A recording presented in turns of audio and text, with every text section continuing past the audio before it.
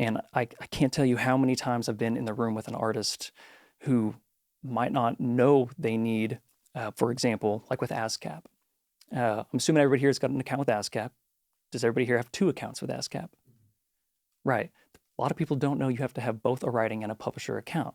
Now, there are some PROs, like BMI, for example, they essentially assign it to just one singular account, but there are plenty of other benefits of having an actual publisher account that would help, that you're literally leaving money on the table if you don't have that. But that's just one of the things that, you know, unless someone is telling you to do that, how else are you supposed to know? And when I look back at sort of my journey of, okay, what am I trying to figure out? Like, how do you just make money?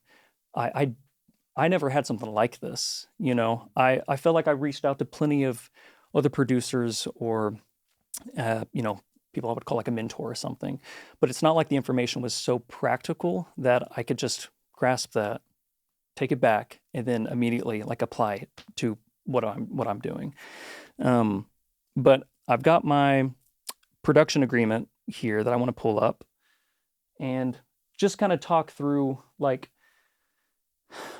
a couple basic things that set myself up for success, even at a time in which I was barely making any money at all in music. Because it's not like you can just start out, you know, charging a huge production fee and expecting artists to pay that.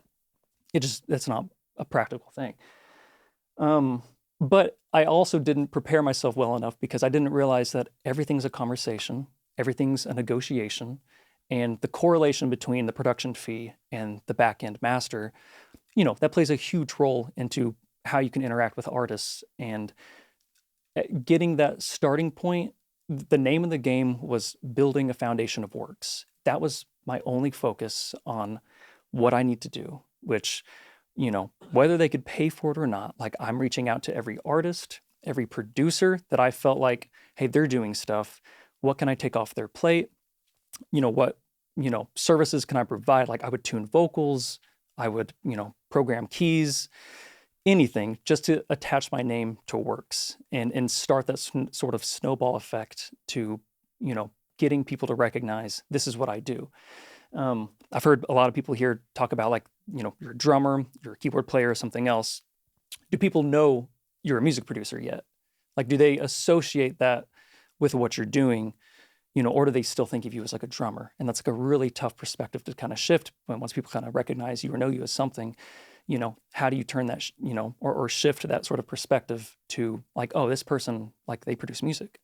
And for me, making that transition from, you know, primarily a keyboard player, working with artists, I would just absolutely do anything I could to get my hands on as many projects and as many songs with as many artists. And it's not like you have to necessarily specifically share what you're doing on those things. It's more so stoked to have done this, you know, posting on social media about it, worked on this record, that's it. And then at that point, it's just a numbers game.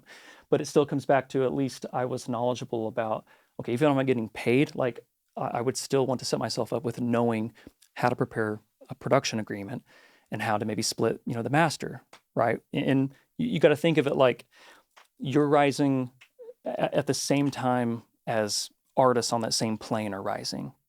So, I mean, while it's great to like try to shoot for artists that are maybe, you know, a couple steps up, it really makes more sense to develop at the same time as your other engineers, your other artists. And when everybody can rise up together, you know, that's when like the stories of like, you know, Dan, you know, like Nigro, you know, with like Olivia and you know, Chaperone and all that stuff. It's like they were in the same camp and they've all kind of come up together. It took them like 10 years, but it happened, you know, it eventually happened. But back to like more production agreement kind of thing, just to kind of share like, this is what I'm doing now, but it's really just an evolved form of what I was doing years ago. But yeah, I would have loved to seen somebody's production agreement, you know, way back when, and just kind of understand these are sort of things that I'm asking for, but these are also the things that I'm okay with like negotiating, I guess. But I typically, I typically charge $2,000 for a song these days. And out of that, my overhead is about $600 to $700. So when an artist hires me to produce a song, I'll include mixing and mastering within that budget because I felt like I would have a better understanding of who's going to mix this and master it, depending upon the genre of the song. Like by now, I've got a team of guys that I felt like this guy crushes, like an indie pop sound, or this guy crushes like a pop country sound. And again, that's just coming with like, growing as these guys have grown, into their crafts as well.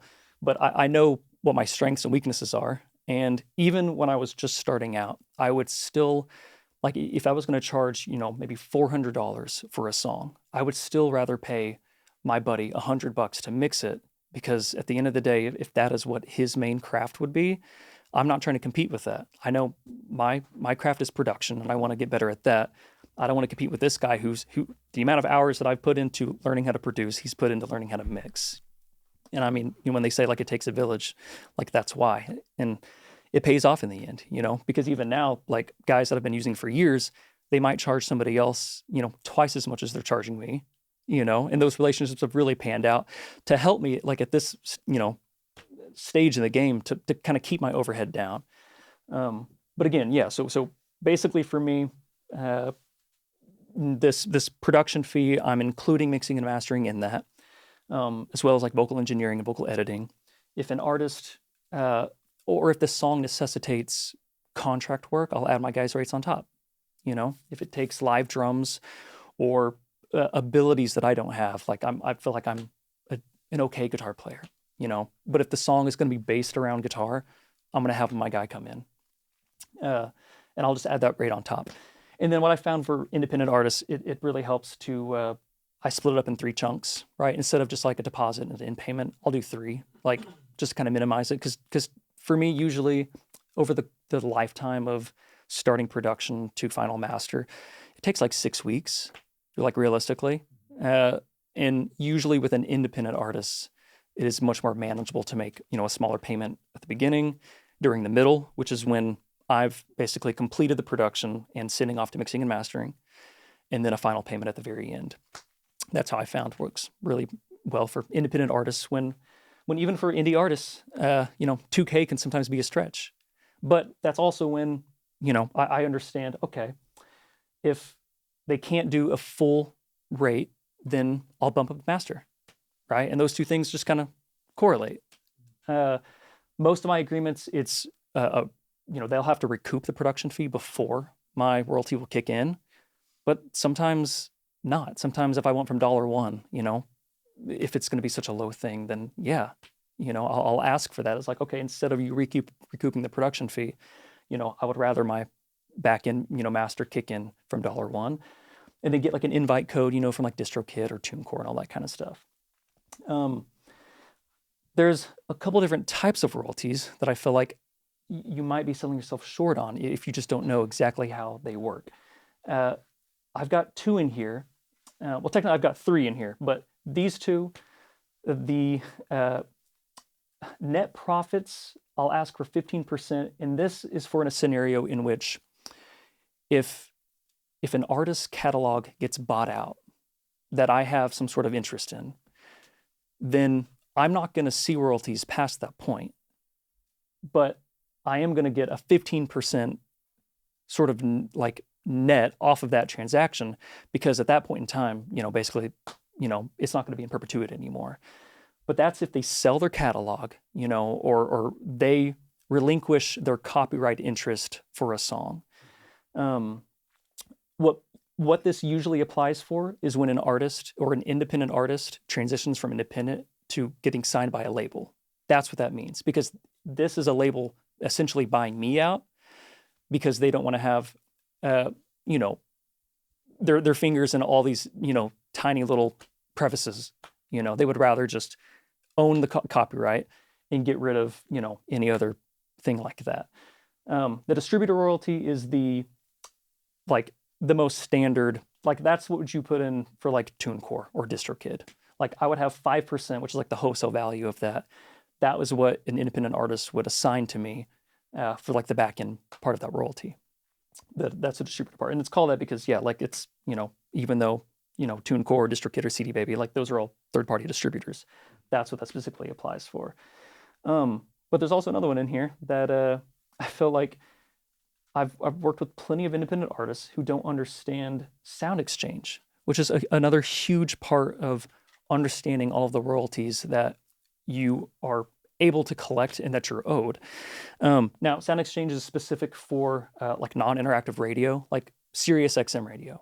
Like that is, the easiest or most recognizable form that sound exchange would collect upon, as opposed to like normal PROs like performance royalties, ASCAP, CSAC, BMI, GMR. But the thing is, it is on the artist's responsibility to submit what's called a letter of direction in order to collect those royalties. And if the artist doesn't even know that they have to have a sound exchange account in the first place, then you would be losing out on potential royalties that you could be seeing.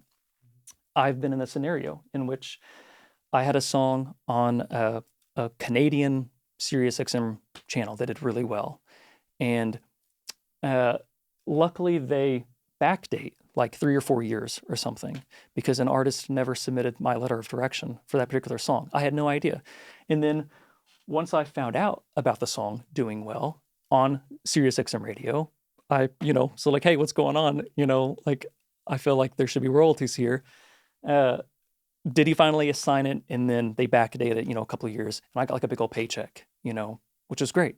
But it was literally money just like sitting there that, he didn't know he needed to do that. And there was definitely a time when I was starting out in which I didn't know I needed to do that either. Does that show up with an MLC or is that separate? That's separate. Wow. Yeah, which that's actually next. Let me go back to my whole thing over here. Yeah, so like account registration. Yeah, PROs, ASCAP, BMI, that's writing and publishing. Sound exchange, letter of direction, MLC, right?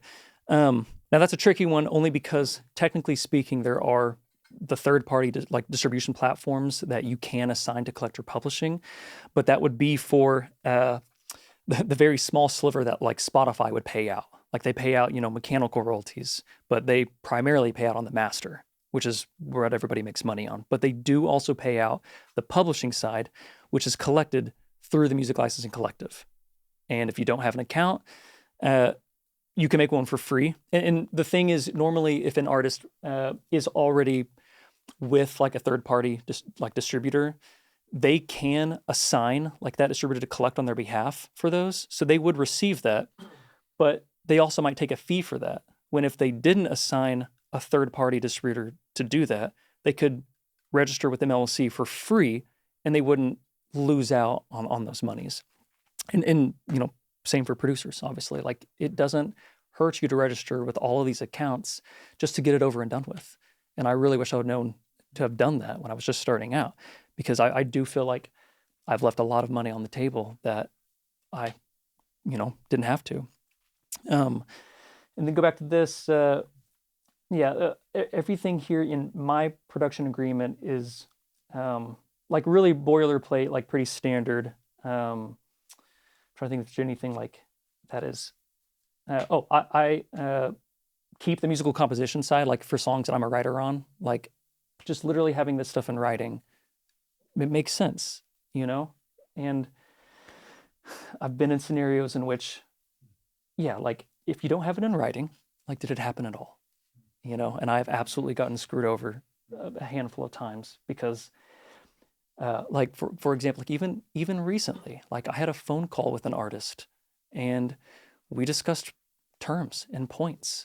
And by the time that it got to like her lawyer and mine, discussing these things, did points on the master become, an issue of I clearly remember having a phone call in which, hey, this is exactly what you said. We agreed to this.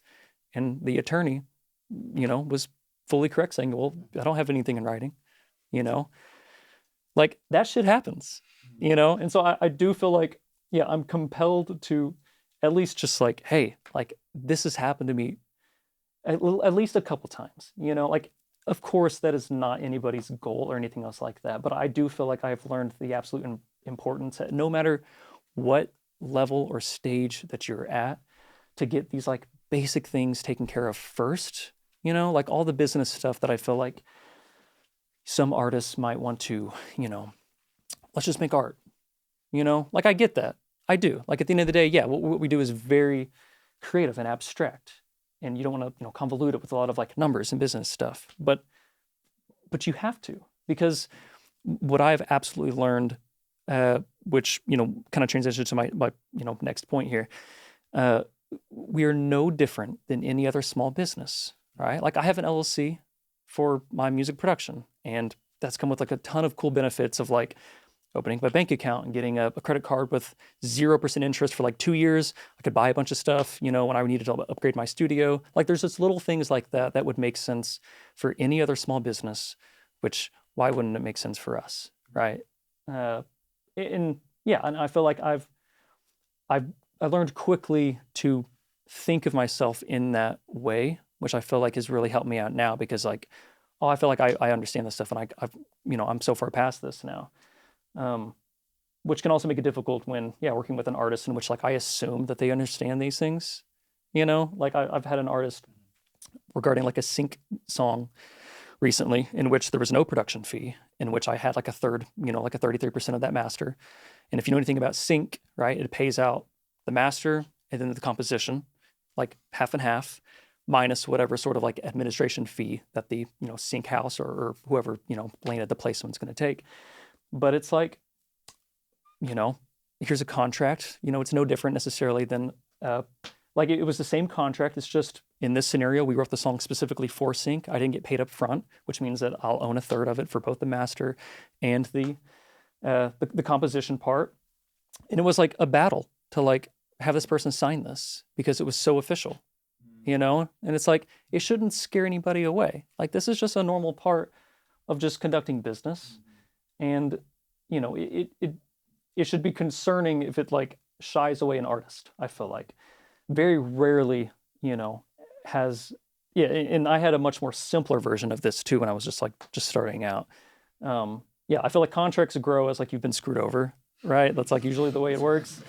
So I had a very simplistic version of this early on, but it's just like kind of learning from some mistakes along the way and just really like protecting myself in a matter of like, okay, if I'm not educated in this scenario, I can't assume the other party is going to be educated, and no matter what, like that's going to screw me over. So I better learn as much as I possibly can. And I feel like it's paid off because I feel like I can talk to about these things and hopefully shed some insight.